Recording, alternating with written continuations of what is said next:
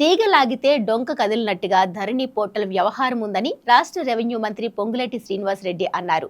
ప్రజల ఆస్తుల రక్షణకు నిర్మించవలసిన వ్యవస్థనే ఆనాటి ప్రభుత్వంలోని కొంతమంది ప్రముఖులు తమ స్వార్థ ప్రయోజనాల కోసం వాడుకున్నారని మండిపడ్డారు.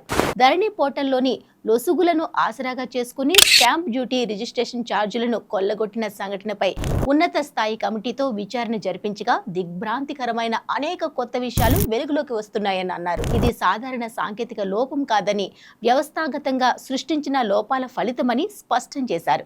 బుధవారం నాడు సచివాలయంలోని తన కార్యాలయంలో ఉన్నత స్థాయి కమిటీతో మంత్రి సమీక్ష నిర్వహించారు.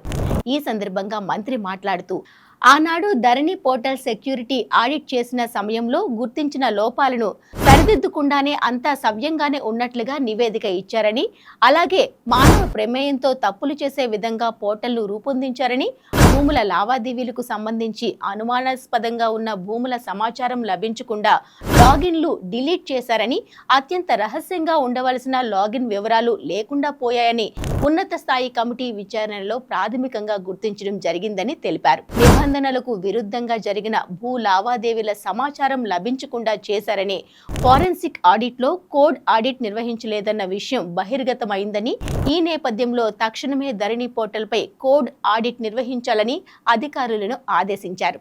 ధరణి పోర్టల్ నిర్వహణ బాధ్యతను టెరాసిక్ అనే విదేశీ సంస్థకు అప్పగించడం వల్లే సమస్యలు ఎదురవుతున్నాయని గుర్తించడం జరిగిందన్నారు.